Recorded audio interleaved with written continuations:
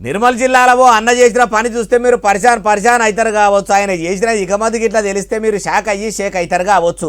అగో అసలు అంతా షాక్ అయ్యే ముచ్చట ఏడిదే బాలన్న, అసలు ముచ్చట చెప్పకుండా ఇట్లా చుట్టూ తిప్పుకొచ్చి చెప్తున్నాం అంటారా? ఆలస్యం చేయకుండా ఈ వీడియో చూడుర్రి. చూసినరా, నిర్మల్ పట్టణంలో ఉన్న శాస్త్రీనగర్లో ఉంటున్న గంగిశెట్టి శ్రీనివాస్ అనేట ఆయన ఇట్లా ఉపాయం చేసి ఇల్లు కూలగొట్టకుండా ఎత్తు పెంచేందుకు హర్యానా నుంచి ఈశ్వర్ హౌసింగ్ బిల్డింగ్ కంపెనీలను పిలిచి హైడ్రాలిక్ జాకీలు పెట్టి లాబట్టే పని పెట్టుకున్నాడట.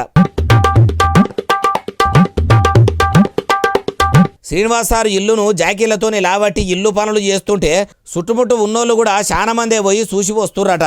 కూలకుంట మంచిగానే జాకీలు పెట్టి లేపిండ్రు. ఇట్లా కూడా లాబట్టొస్తుందా అనుకుంటా అమలక్కలు చుట్టుముట్టోళ్ళు కూడా చూసి ముచ్చట పెడుతుర్రట.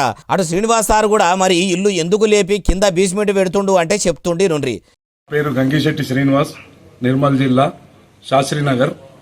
అయితే ప్రతి వర్షాకాలము పెద్ద వర్షం పడ్డప్పుడల్లా మా ఇంట్లోకి భారీగా నీరు చేరి డ్రైనేజ్ నీళ్ళు మొత్తం ఇంట్లోకి వచ్చేసరికి అంటే మొత్తం ఎలక్ట్రానిక్ ఐటమ్స్, మన ఇన్వర్టరు, ఫ్రిడ్జ్ ఇలాంటి అన్ని చెడిపోవడం జరుగుతుంది. చూసినరా, ఇట్లా వానలు పడితే ఇంట్లోకి మొత్తం నీళ్లు వచ్చి ఫ్రిడ్జ్, వాషింగ్ మిషన్ ఇంకా ఇంట్లో ఉన్న సామాన్లు మొత్తం ఖరాబ్ అవుతున్నాయట. వానలు పడుతున్నాయంటే ఇంటి లాదులు ఏం చేయాలనో తెలియక ఆగమాగమైనట్టే అయిపోతారట.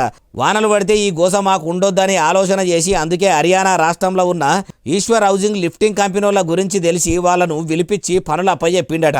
వాళ్ళు కూడా ఇంజనీర్లు నడుచుకొని ఇల్లు బరువు ఎట్లున్నది ఏం కథ అని చూసి ఇట్లా జాకీలు పెట్టి లాబట్టిరట. మరి ఎంత ఖర్చు అవుతుంది అంటే ఆ ముచ్చట కూడా ఈనుండ్రి. కొత్త ఇల్లు కట్టాలంటే మనకు 40-50 లక్షల వ్యయం అవుతుంది. వీళ్ళతోటి 10-15 లక్షలలోనే ఈ జాగ్ తోటి ఎంత కావాలంటే అంత హైట్ లేపుకోవడం జరుగుతుంది. కాబట్టి ఇది మాకు మంచి ఊరట లభించింది. ఇన్నరా, పాతిళ్ళు కూలగొట్టుకొని కొత్త ఇల్లు కట్టుకుంటే 40-50 లక్షల రూపాయలు అవుతాయి. కాబట్టి 10 నుంచి 15 లక్షల రూపాయల వరకే ఇట్లా జాకీలు పెట్టి మంచిగా చేయించుకోవచ్చని తెలిసి ఇట్లా చేపిస్తున్నామని చెప్పిండు.